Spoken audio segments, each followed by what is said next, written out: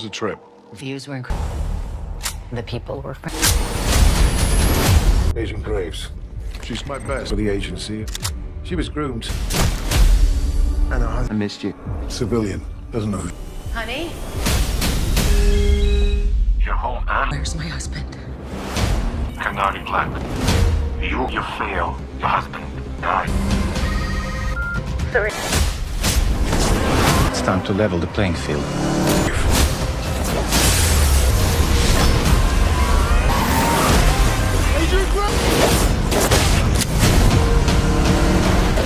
Level of your voice. You're crazy, bitch.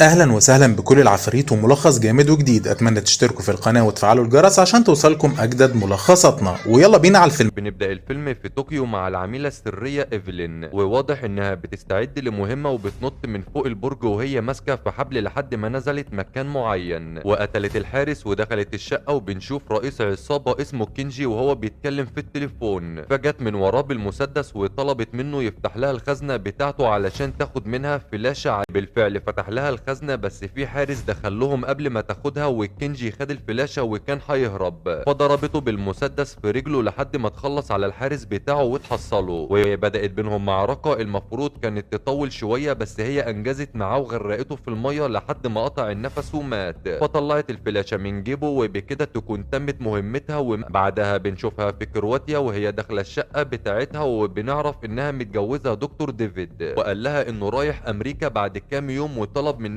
تروح معاه تغير جو، وهي وافقت بما انها مش بتاخد اجازة بقالها كتير. تاني يوم بتروح الشغل وبنتعرف بجارفيس المدير بتاعها، وبتعتبره زي والدها بالظبط، وخدها معاه ونزلوا للمقر السري بتاعهم علشان يراجع الملفات اللي هي جابتها على الفلاشة، وبيحكي بالمكان علشان محدش يشوف المعلومات دي، وبدأوا يعرضوها على الشاشة، وطلب منها تعمل تقريرها عن العملية دي وبعدها تروح لو عايزة علشان تستريح. واول ما دخلت البيت اتفاجئت ان الحاجة متكسرة والبيت متبهدل ونضارة جوزها وقع على الارض، فسحبت سكينة استعدادا لاي مواجهة، بس التليفون بتاع جوزها كان موجود ورن، ولما ردت اتفاجئت بواحد عايزها في مهمة خطيرة بتهدد امن الدولة، واعطاها 9 ساعات بس علشان تخلص المهمة دي لو عايزة تشوف جوزها مرة تانية، واكد عليها لو الوكالة بتاعتها شمت خبر بالموضوع هيعتبر دي خيانة وبرضه هيقتله، علشان كده اتصلت بسورينا ودي شغالة هاكر، وسورينا ما كانتش موافقة تساعدها بس هي هددتها، فسورينا اضطرت تسمع كلامها بدون نقاش، وبالفعل قدرت تحدد مكانه بسهولة، ورجعت للشغل تاني. وجارفيس كان مستغرب لانها لسه ماشية من شوية، وبدأت تدور على ملف الكناري بلاك على اجهزة الوكالة بتاعتها، بس واضح انه متشفر، ففتحت ملف المسجون اللي قال لها عليه، وبنعرف ان اسمه سويكا، وسويكا اتسجن بسبب انه وقع على ملفات خطيرة ما كانش ينفع انه يوصل لها. بعدها راحت المكان اللي تمت منه المكالمة ورنت على الرقم وسمعت صوت التليفون وهو بيرن، ولما كسرت الباب ودخلت لقت المكان فاضي والتليفون على الترابيزة وجنبه دبلة جوزها، والراجل رن عليها تاني وقال لها كنت متأكد انك هتعملي كده، وعشان تحرم تعمل كده فهي دلوقتي واقفة على قنبلة بتطير في الجو بمجرد ما تشيل رجلها من عليها، فخدت وضع الاستعداد علشان ترفع رجلها وتهدف القنبلة بعيد عنها، وبعدها راحت لمكان المسجون سويكا وطلبت انها تقابل العميل كارتر علشان يدخلها ليه،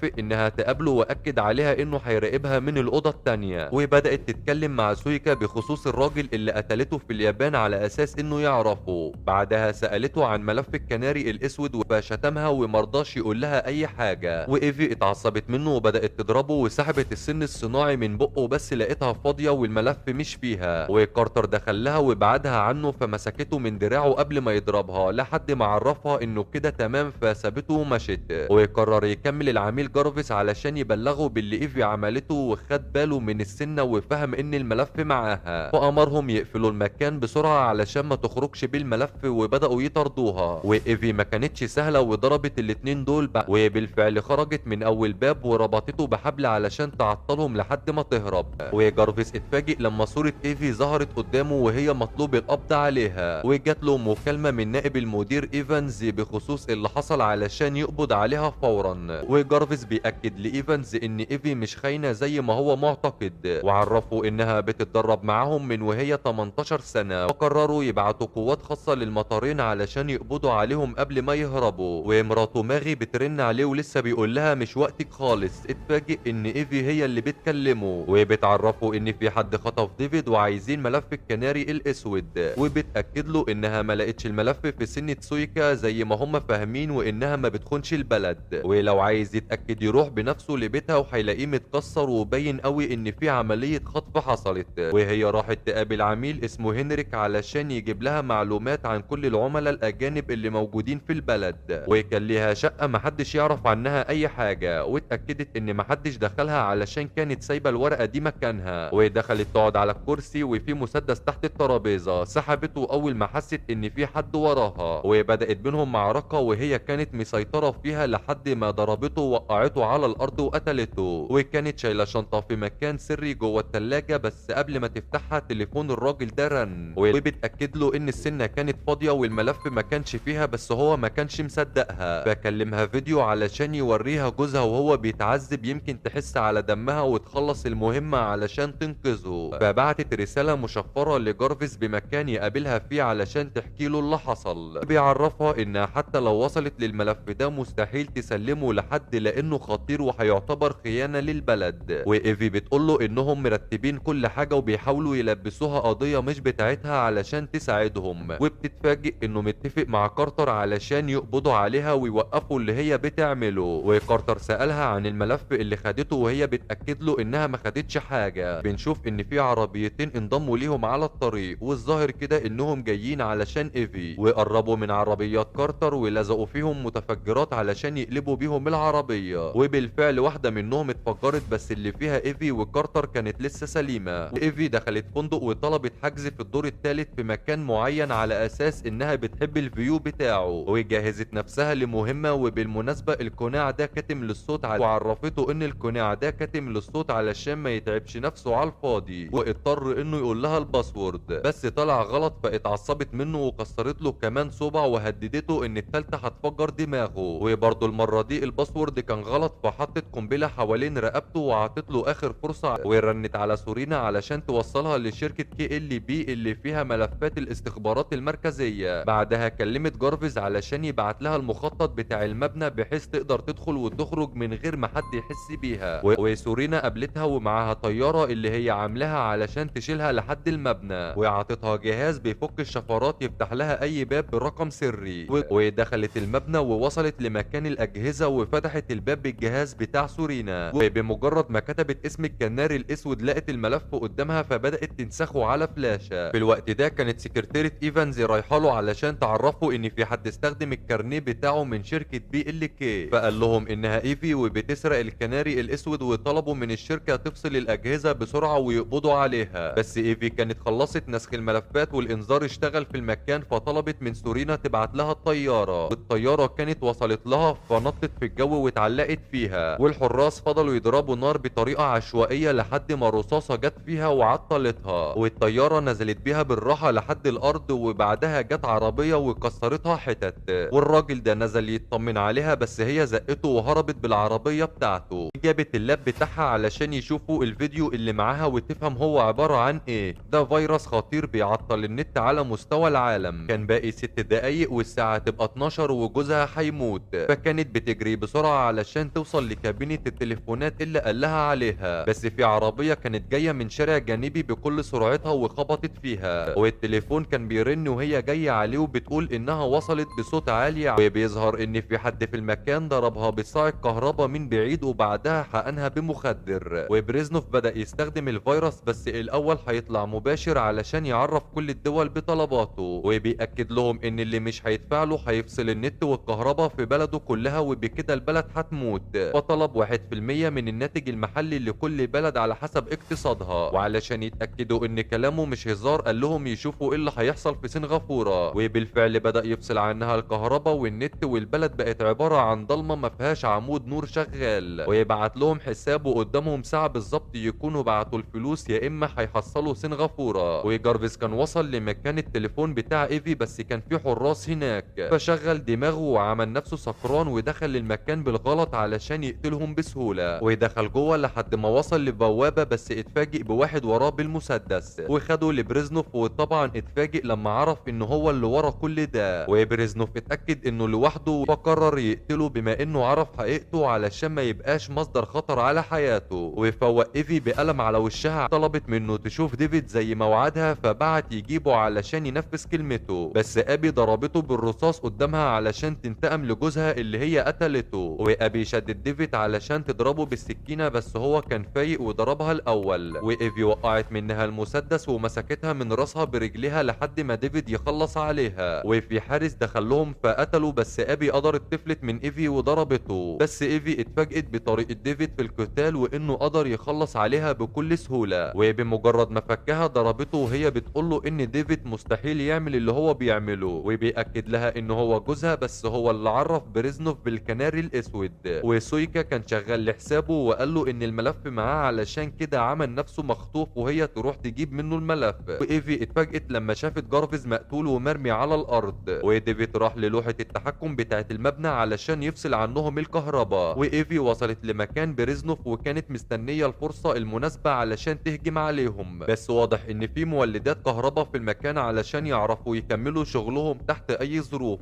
وفي حارس وصل لمكان ديفيد فضرب نار وديفيد قتله، بس بريزنوف سمع صوت ضرب النار فطلب منهم يقفلوا المكان عليهم، وهنا ايفي قررت تتدخل وبدأت تطاردهم قبل ما يقفلوا الباب، وبريزنوف امر الراجل بتاعه انه يشغل ملفات الصين ومعاهم كام دولة برغم انهم دفعوا، بس الوضع ما كانش مساعد فقال له يجيب الجهاز ويطلعوا فوق بعيد عن ضرب النار، وبالفعل قدروا يخرجوا من الأوضة وما كانش فيه غير واحد بس، فايفي هجمت عليه وقتلته مناسب وخلص عليه، وكارتر كان في طريقه لمكان جارفيز ومعاه فريقه وايفانز، وايفي وصلت لبريزنوف وضربت عليهم نار ووقعت الراجل اللي معاه، وبريزنوف قال له يشغل الملفات بسرعة بدل ما هو اللي هيقتله بنفسه، وبيعرف ايفي انها عملت معركة جوزها ما عرفش يعمل نصها، وقبل ما يضربها كانت هي اسرع منه وضربته في كتفه بالرصاص وهجمت عليه بعدها، بس هو مسك سكينة وعورها في دراعها، لكن ايفي كان كلها غل وقررت انها تنتقم منه على كل اللي عمله، بس بريزنوف ما كانش سهل وقدر يضربها تاني وهي صدت ضربته بالترابيزة، والراجل بتاعه كان بيقرب من الجهاز علشان يشغل الملف وهي خدت بالها منه، وبريزنوف استغل الفرصة دي ورماها من فوق بس هو كمان وقع معاها، والراجل شغل الملف وكان بيحمل وهما الاتنين لسه واقعين على الارض، وبريزنوف مسك سكينة علشان يقتلها بس ايفي قدرت تتغلب عليه وقتلته، وقبل ما التحميل يكمل 100% وصلت للجهاز وفصلت عنه النت، وديفيد جالها وطلب منها فرصة علشان يصلح اللي عمله، بس ايفي قررت انها مش هتعرف تعيش معاه تاني بعد ما عرفت حقيقته وعطته الدبلة بتاعته، وكارتر وصل المكان وشافه بريزنوف ميت على الارض، وديفيد جرى بسرعة قبل ما يقبضوا عليه ونط من الشباك للمية، وقبضوا على ايفي وواضح ان ايفانز ناولها على الشر، وبالفعل بدأ يواجهها بانها خانت بلدها وتسببت في كوارث عالمية، واكد لها انها مش هتشوف الشمس تاني ولا حد هيعرف يوصل لها، وقبل ما يفكر يعمل حاجة في واحدة دخلت عليه وبنعرف ان اسمها اليزابيث وجاية تعرض على ايفي انها تشتغل معاهم، وايفي بتأكد لها انهم ما يعرفوش يسجنوها، وواضح انها فكت الكلبشات من ايدها وعطتها الكارت بتاعها وجاكيت لما عرفت انها موافقة، وبكده ايفي هتخرج ومش هتتسجن. وبكده بيخلص فيلمنا. لو عجبكم الملخص اشتركوا في القناة وفعلوا الجرس عشان توصلكم أجدد وأجمد ملخصات عفريت أفلام.